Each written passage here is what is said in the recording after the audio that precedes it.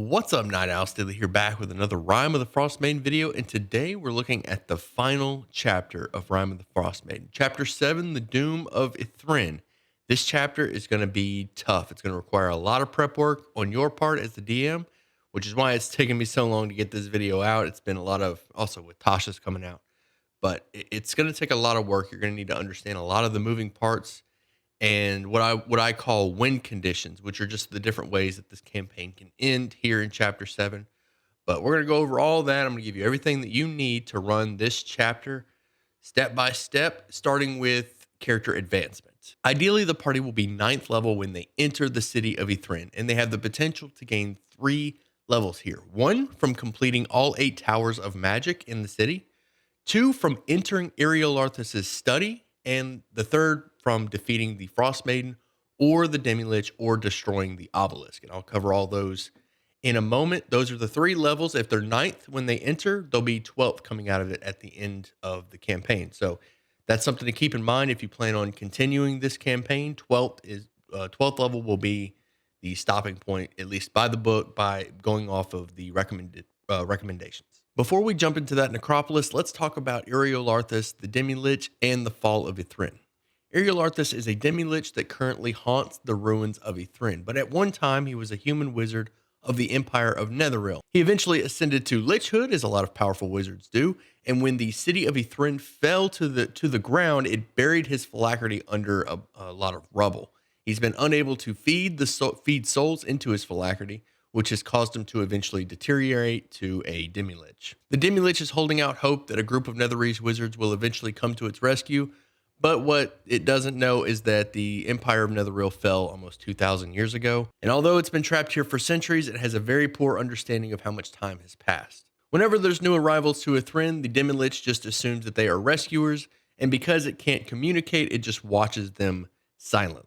If a character spots the demilich, then they can make a DC 13 insight check to determine that the demilich is just watching them and seeing how they interact with their surroundings. If Iriolarthas determines that the party is not a group of rescuers from another Netherese city, then it's going to attempt to destroy the party before they can collect any of Ythryn's secrets.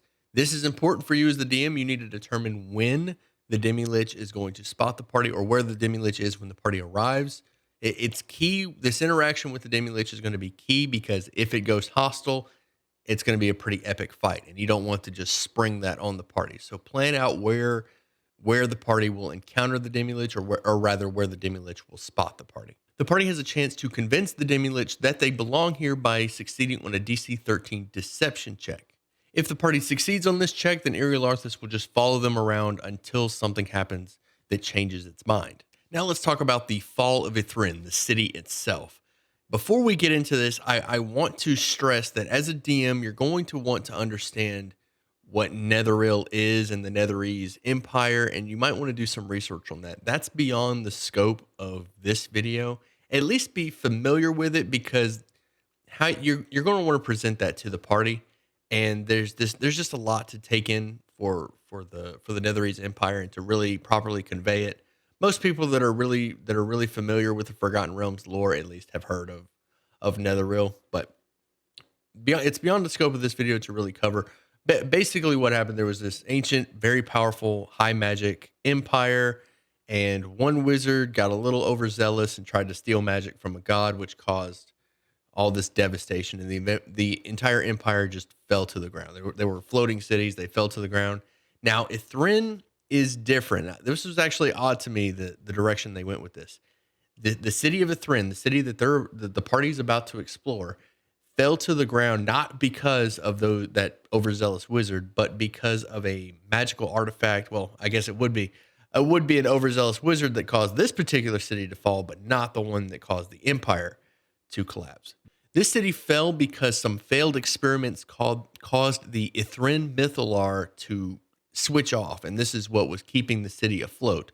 So once that was shut down, the entire city fell to the ground, resulting in the fall of Ythryn. The reason that the city of Ythryn was here in Icewind Dale in the first place is because Iriolarthas and his apprentices were here looking for relics from Astoria, which was an ancient magic wielding giant empire that fought the dragons 40,000 years prior to Netheril. So Astoria to these Netherese wizards is Netheril to the current wizards. They eventually found a large stone spindle in the Sea of Moving Ice, and it's because of the experiments that they conducted on this spindle that the Ythryn mythallar, the thing holding the city up, failed. The experiments on that spindle caused the mythallar to fail, which caused the city to collapse. Now, the party is actually here in Ythryn looking for the mythallar because that has the potential of ending the everlasting winter here in Icewind Dale. So that was a lot of information to take in. So let's just do a real brief recap. Iriolarthas is a demilich who wanders around in Ythryn. He was a lich that was basically running the place. He was the mayor of Ythryn. Ythryn is a floating city that came to Icewind Dale looking for giant relics. They found one, this stone spindle. Experiments on this stone spindle caused the Ythryn mythallar, the thing holding this city up, to malfunction, which caused the city to collapse, burying it in the Rayged Glacier. Now it's completely covered in ice and it's got this icy tomb. 2,000 years later, the party finds it. So with all that out of the way, let's have a look at what's inside the city of Ythryn. Now, one thing I want to note here, this campaign, Rime of the Frostmaiden, has multiple endings, several endings, most of which take place right here in Ythryn. So that's something to keep in mind. I will go over each ending. Like when I say ending, I mean that the potential to end your campaign. Obviously, you could keep running after some of these events, but it's going to be, they're a really good stopping point, I guess. So I'll cover each of those as they come up. Now that we're inside the necropolis, let's talk about the things that are living here. For one, the Nothics. Most of the mages that survived the fall of the city of Ythryn turned into Nothics due to this magical disease called arcane blight. And this arcane blight is a very real threat to your party. Any humanoid that spends 12 hours in this necropolis needs to make a DC 15 Constitution save, or they'll get arcane blight. Once you have arcane blight, you're going to need to make another con save at the end of every long rest. If you succeed on this save, you're going to reduce the DC of the next con save for this disease until it reaches 0, at which point you are immune. If you fail this check 3 times, you're going to turn into a Nothic, and nothing short of a wish is going to bring you back. The second thing that the party might encounter here in Ythryn are these immortal servants known as Magen. Magen are green-skinned construct servants that are created by the wizard spell Create Magen. The Magen here in Ythryn are either tirelessly carrying out the last orders that were given to them, or they're silently waiting on a new set of orders. And the last thing are living spells. There are areas of wild magic throughout Ythryn that cause spell effects to actually animate and come alive. And the book gives you some examples of some of the living spells, including living Bigby's hand. But I recommend as a DM that you just go nuts. Pick your favorite spell and animate it and have the party run into it. That just any spell from the book could be animated. They even have an animated a spell demiplane in the book. So the possibilities for this one, go nuts. Pick a spell, animate it. There you go. As the party explores Ythryn, they can piece together information about Ythryn and the Empire of Netheril. And the book actually gives you a chart with 20 lines of just pieces of information that you can give as the party explores, as the chapter calls for it. I'm not going to go line by line for this one. This video is already going to be pretty lengthy, but I will flash it up here on the screen. You can pause and have a look at it. Area 1 is the Ice Causeway. Unfortunately for you as the DM, there's only one way to reach Ythryn, and that's through this area, so you can at least plan how your party will approach the city. At the end of this causeway is a 20-foot tall dead tomb trapper that was killed by drow less than a 10-day ago. Area 2 are the wizard spires. There were a total of 14 of these wizard spires along Ythryn. One of them broke off and is the same spire from chapter 2, and a second broke off and is the same spire from chapter 6. The rest of the spires are intact, and they have a 20% chance of being guarded by gargoyles who will swoop down and attack the party when they approach. Area 3 is the Chain Lightning Stadium. Entering this stadium will trigger a game of Chain Lightning with a group of Magen. I'm not going to go over the rules for the Chain Lightning game in this video, but I will say that the winner gets a trophy that functions as a stone of good luck. Area 4 is the Tower of Abjuration. A detect magic spell cast here will reveal an aura of abjuration magic. There are runes covering every inch of this tower which hide an insanity symbol, and a character can identify the glyph with a successful DC 18 Arcana check. This glyph will trigger whenever a creature steps through the tower's entrance, and it resets after 24 hours. Once inside, the party will see a huge anvil in the center of a chamber chiseled with vivid blue runes. There's also 6 demos magin guarding the anvil.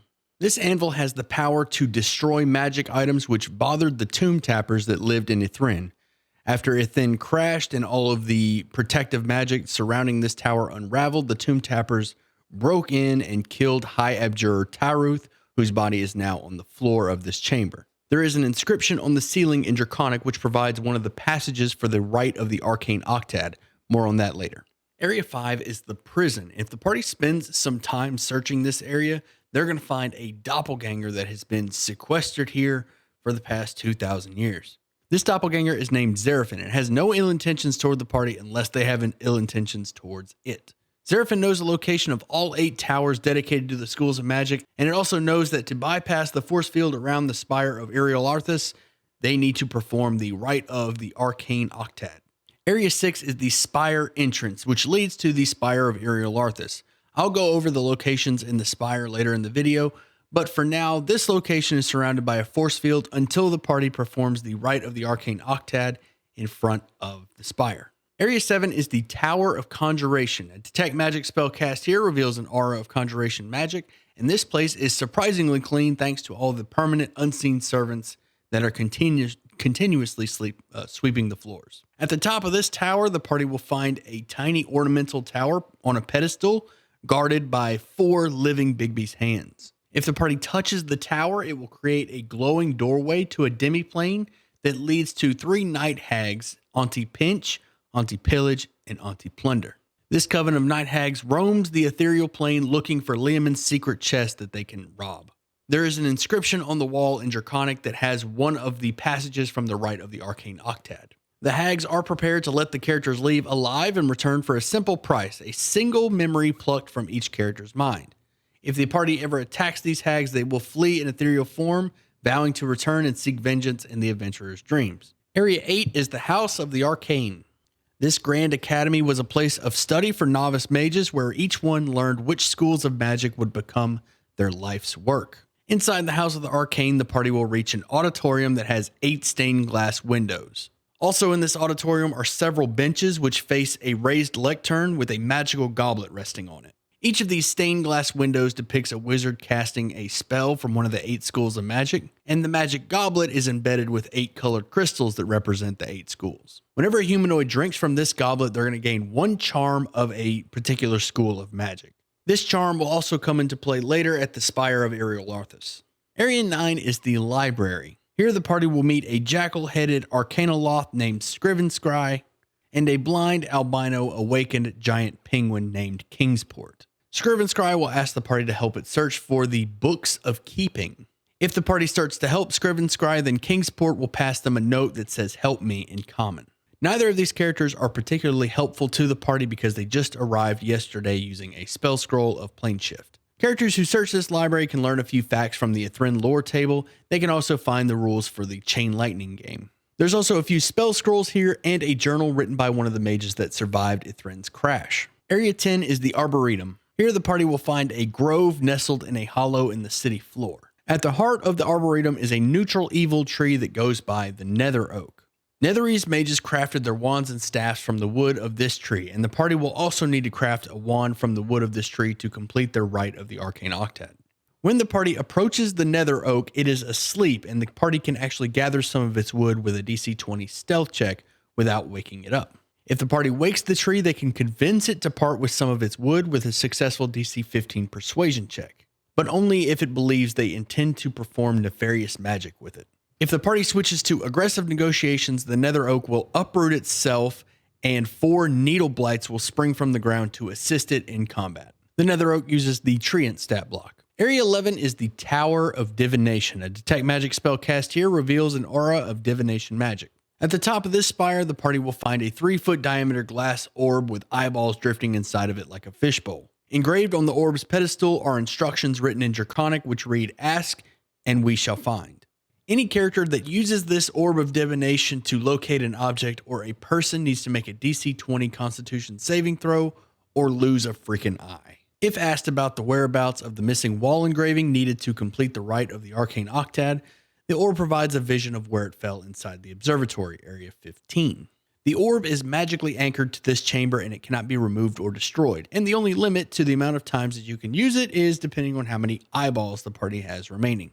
Over at Area 12 is the Wellspring of Answers, and over here things get pretty dark. At the bottom of this 100-foot deep well is a gibbering 5-headed aberration in a semi-conscious state.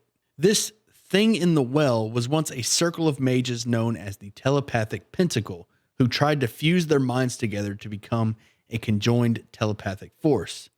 Unfortunately, the procedure went terribly wrong and their bodies and minds melded into a single monstrosity. A creature that sits on one of the benches surrounding this well can meditate for 1 minute and make a DC 15 insight check to gain some lore off of the Ythryn lore table. If they fail by 5 or more, they awaken the thing in the well, which uses the Hydra stat block, and it has a climbing speed of 30 feet. Area 13 is the Bazaar of the Bazaar. This market hall once sold relics of arcane wonder. Now its interior is a warren of mangled shop fronts crushed by chunks of ice and stone. Most of the wares here have become worthless and everything else has been destroyed by a headless iron golem that is persistently rampaging around the inside of the building. Without its head, this iron golem is blinded and deafened, giving it disadvantage on all attack rolls, and it can't use its poison breath. Also, it has 150 hit points and its challenge rating is now 10. The head of this iron golem is in Area 9 of the previous chapter, The Caves of Hunger. Area 14 is the Hall of Silk. There are 6 Demos Magen guarding the entrance to this store, and inside there are 5 Galvan Magen who watch over the rest of the merchandise. There's also 4 phase spiders in the rafters, and they are enchanted to produce this sorcery silk, a material with illusions woven into it that was fashioned into robes for Ythryn's elite. If a creature steps on the pedestal in the center of the interior, an illusion of a magnificently dressed human flickers to life before them and introduces itself as Silksmith Mixel.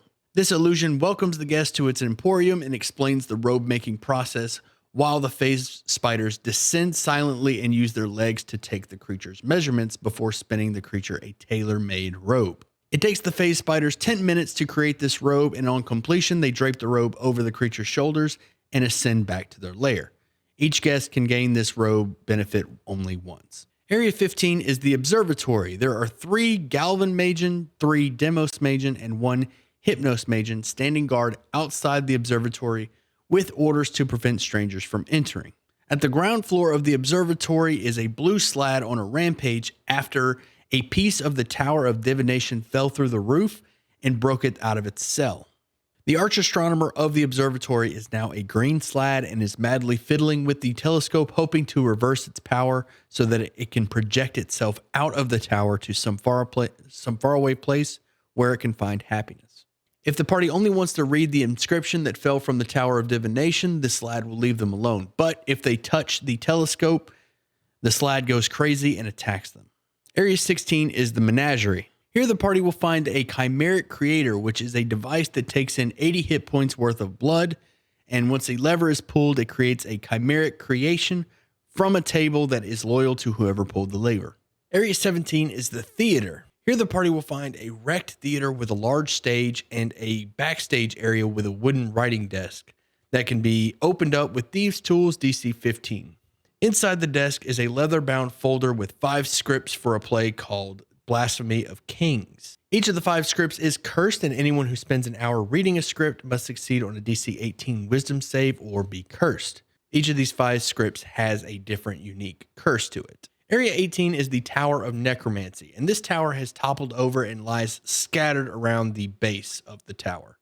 There are 200 crawling claws who are tirelessly but ineffectively trying to excavate the tower's ruins brick by brick. Anyone who disrupts this effort will be attacked by 2d6 crawling claws. Underneath the rubble of the tower is the corpse of the High Necromancer Catavix. Catavix's ghost laments the fall of Ythryn and longs to see his corpse freed from the ruins. If the party decides to help him by excavating the tower with pickaxes and shovels, they will free his spirit, and they will also find the inscription for one of the rites of the Arcane Octad. Catavix's corpse wears a necklace of fireballs with 6 beads remaining. Area 19 is the Spire of Iriolarthas, and I'll cover each floor and area of the spire in a moment. Area 20 is the Tower of Evocation. The interior of this tower is damaged by fire, lightning, and acid. And at the top of a spiral staircase, there is a chamber with a brazier and 8 alcoves around it. With a DC 10 perception check, the characters can spot the inscription on the ceiling, but it's covered in ice, which renders it unreadable. A single spark created inside the brazier in the center of this room will cause it to blaze with magical flames for 24 hours. After 10 minutes of this brazier being lit, the heat it gives off will melt the ice in the chamber and will reveal the words of the inscription on the ceiling. Also, after 10 minutes, the 8 gelatinous cubes, one in each of the alcoves, will be released and will attack the party. Area 21 is the obelisk. Now, this obelisk can actually trigger one of those campaign endings that I mentioned at the beginning of the video. If the party manages to find Iriolarthas' Staff of Power and bring it here to the obelisk, they can spend 10 charges of it to activate the obelisk. It'll do this big explosion, it'll cause a bunch of damage.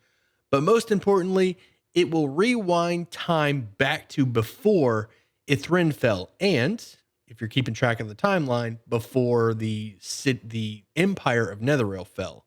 And this is, and unless you're ready to run a campaign 2,000 years in the past, I would say that this is about the time to wrap things up. Your party has essentially gone back in time and reversed everything that has ever happened. And you can, if you want, you could pick up the game here as a brand new Empire of Netheril game. But I personally would just end the campaign there. We've reset time 2,000 years. If you decide to continue to run this campaign after the party activates the obelisk and goes back in time, you are effectively way outside of the scope of this book. Area 22 is the Tower of Illusion. A detect magic spell cast here reveals an aura of illusion magic, and the obsidian tower is shrouded in mist. As the party advances, the mist around the characters manifests into illusions of their worst fears, and each character becomes the target of a phantasmal killer spell, cast at 8th level with a DC 17. Those who survive the encounter with the phantasmal killer will emerge at the tower's upper chamber, which is free of mist. Here, the party will find an inscription written in Draconic of a fake passage from the rite of the Arcane Octad. If the party reads this passage and decides to leave the tower with it, they will hear faint laughter of Ythryn's high illusionist Ajamar trailing behind them as they exit the tower. In order to reveal the real passage, they will need either True Sight or to dispel the illusion, DC 17. Area 23 is the Ythryn mythallar. There's a lot going on here at the mythallar for the party. When they arrive, it is guarded by a tomb tapper. If they try to attune to the mythallar in order to end the everlasting winter, the demilich Iriolarthas will come in and try to stop them, and they won't be able to use the device until he is dealt with. And then finally, once they use the device to end the everlasting winter, Ariel will show up and not be happy about the situation. But this is another one of those triggers of a campaign ender. Once the mythallar has been activated and the everlasting winter has been stopped, Ariel will show up. Regardless of if the party even defeats Ariel or not, they've still effectively dealt with the everlasting winter, but the party will probably defeat Ariel, sending her back to wherever she goes. And when she comes back in the next winter solstice, the book says that she has no interest in being defeated by mortals again, and she just retreats. She finds somewhere else to hide, so 10 towns can enjoy their summers. For all intents and purposes, this is probably the good ending, even though it is the hardest, because when the party arrives, they have to deal with the tomb tapper, and then eventually the demilich will show up, and then eventually Ariel will show up, and it's all back to back. It's up to you as the DM whether or not they'll have short rests or long rests between those combats, but keep in mind these are going to be very difficult regardless. Area 24 is the Tower of Enchantment. A detect magic spell cast here reveals an aura of enchantment magic. The interior walls are covered with the following sentence in Draconic, crudely written with pitch over and over. All work and no play make Ivara a dull girl. This is, of course, a reference to The Shining. As the party explores higher up the tower, they see the recurring phrase, "I am Ivara, Ivara is my name," written in wine stains on the floor. And finally, when the party reaches the uppermost chamber, they see the words, "The crown knows all," in Draconic, written above the door in blood. Inside this chamber, the party will find an elderly woman sitting on the black throne. This elderly woman is the high enchantress Ivara, whose magical crown was corrupted by the fall of Ythryn. When the crown is removed from Ivara's head, she has a few seconds left before her body rapidly deteriorates to dust, and she'll use those few seconds to ask the party to destroy the crown and release her memories so that she can have peace. The inscription on the wall in Draconic behind the throne has the next passage for the rite of the Arcane Octad. Area 25 is the Hall of Weightless Wonder. This hall was used by Ythryn's elite for meditation. A creature can levitate up one of the 4 supporting columns to reach the dome at the top. Inside this dome, a creature will gain a flying speed of 30 feet, and they can also meditate in order to cast Project Image once per day. To leave the dome, a character must stand at the top of one of the 4 shafts, and they'll be transported down in the same way that they were transported up. Area 26 is the Tower of Transmutation. At the top of this tower, the party will find High Transmuter Mythallar, who has been true polymorphed into an adamantine statue. In an effort to survive the fall of Ythryn, Mythallar tried to transform into something that she thought would survive the city's destruction. Unfortunately, when the spell should have ended, it didn't, and she has been permanently stuck as this adamantine statue since. Here there's also a damaged inscription for a passage of the Rite of the Arcane Octad. A mending or divination spell can be used to learn about the missing word from the damaged inscription. Area 27 is the Music Hall. Here the party will find a stage with a ghostly orchestra trying to complete the dark between the stars. A character who holds the conductor's baton and succeeds on 3 consecutive DC 15 performance checks can put the audience and the orchestra to rest. On a failed check, the spirits become angry and they'll deal 5d10 psychic damage to each creature in the music hall. Area 28 is the Sky Dock Spire. At the top of this 120-foot tall spire is a glass chamber that magically floats 30 feet above it. This chamber once served as an opulent and intimate meeting place for the upper echelons of Ythryn's society. Now it lies in ruin, with entrances lying open and the furnishings inside smashed. Anyone who searches through the debris can find a Netherese sky coach in a bottle worth 750 gold and a non-magical Charlatan wand which urges the wielder to do harm. Area 29 is the museum. The lower level of the museum has 6 Nothics that are searching for relics. If they detect the entry of intruders, they will converge on them and attack out of hunger. The upper level of the museum has the corpse of a Feyrim on display, and there are 4 spitting mimics that guard the creature. These mimics will attack anyone who touches or otherwise disturbs the display. At the top of this museum are 8 large portraits which depict all the wizards of the Ebon Star. There's also a depiction of Iriolarthas himself at the height of his power. It's at this point that I would like to mention that Avarice, one of the wizards from the Arcane Brotherhood, has been following the party and will follow them into Ythryn. It's up to you as the DM when you want Avarice to interact with the party or to confront the party and how she'll go about doing that. What I did personally is when Avarice shows up, she contracts Arcane Blight. And when the party finally does meet her, she is already in the process of becoming a Nothic. So at this point, the party can either engage her or they can leave her to her fate. It's really up to them. Moving on to the Spire of Iriolarthas. Area A is the main entrance. When visitors approach these doors, a Hypnos Magen over in Area D appears at the overlooking window and uses telepathy to politely instruct the intruders to leave the area. If they ignore its warnings or behave threateningly, they will start using suggestion to try to get them to leave. Area B is the ballroom. In this room, there's an illusion going on with chamber music and a dozen people that mill around in here dressed in flowing silk garments and holding colorful hand masks and feathered fans. There's also 3 brains in a jar floating through the air here. Area C is the council chambers. This area was an office for the bureaucrats who ran the Citadel's day-to-day operations, and any characters who search this area will discover a letter that details the acquisition of an artifact dating back to the Empire of Astoria.